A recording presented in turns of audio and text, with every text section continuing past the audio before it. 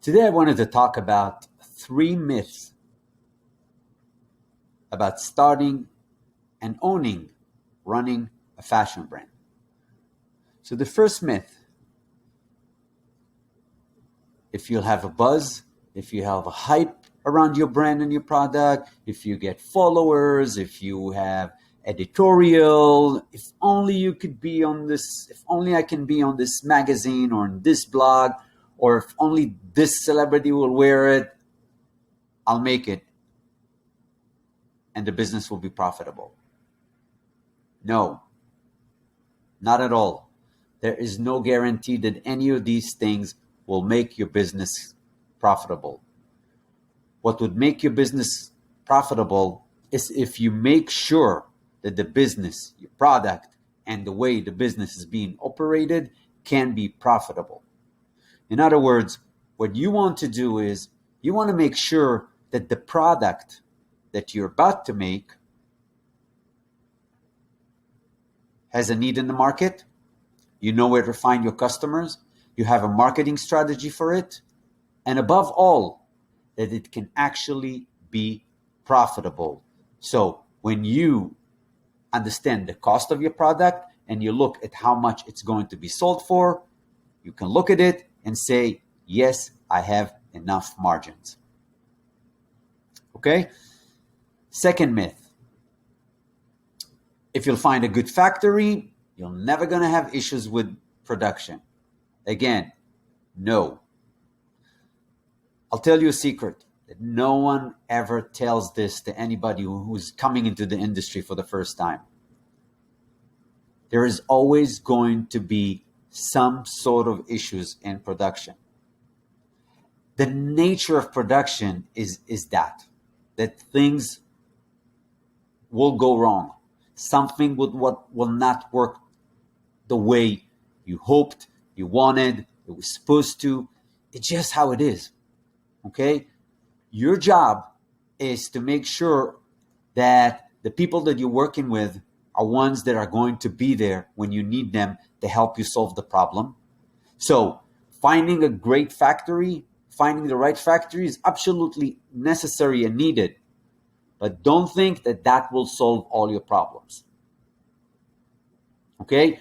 The idea for you, or how you're going to get to a point where these issues are minimized, is to make sure that your communications with factories, with vendors, in-house are clear. Everybody's on the same page. Everybody's committed to your product, to your project, to your business. And one tip, don't change product too often.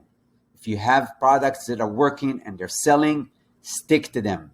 Because the more you'll do of the same product, the better chances that everybody in the supply chain already know what they're doing, are aware of what to look for.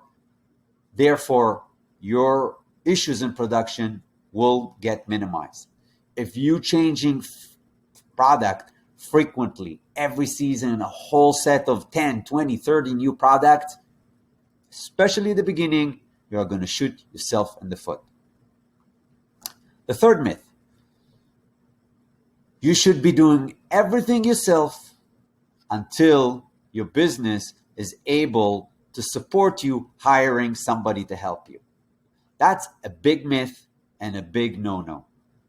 Because the reality is, and especially if you're new to the industry, you don't know everything. You're going to have to pay a price, whether it's a price that you're going to pay yourself by making mistakes and paying double and triple and more for these mistakes, or hire somebody else to outsource some of these things. In other words, you're not going to save money this way. And 99% of the times, you're not going to save money this way. But even more so, you are going to run yourself down and you're going to frustrate yourself, and the whole fun and passion and the things that probably is driving you to start this business is going to vanish, because you're going to find yourself needing to do all these little things which most of them you either don't want to, you don't like, you're not good at, you don't have the time for. So, big advice: look at all the things that you need to do.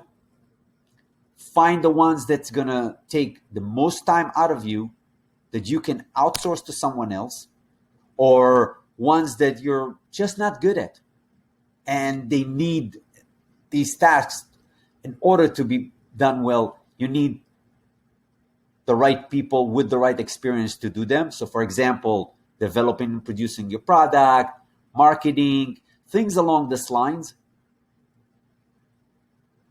Identifying these things, find the right companies, individuals, people to outsource for so they can take care of it, and spend the money on it. Create that budget to allow yourself to outsource these things. Because what will happen is that if you'll have the right people helping you, people who have the experience, who can help you really get faster to where you want to go, you'll have a faster and a better chance to make money quicker and actually afford to keep them, and maybe even outsource more of what you have on your plate to other people. So the reality is, the idea of a one-man show can only sustain you for a little bit of time. At some point, you're going to get overwhelmed with a lot of things.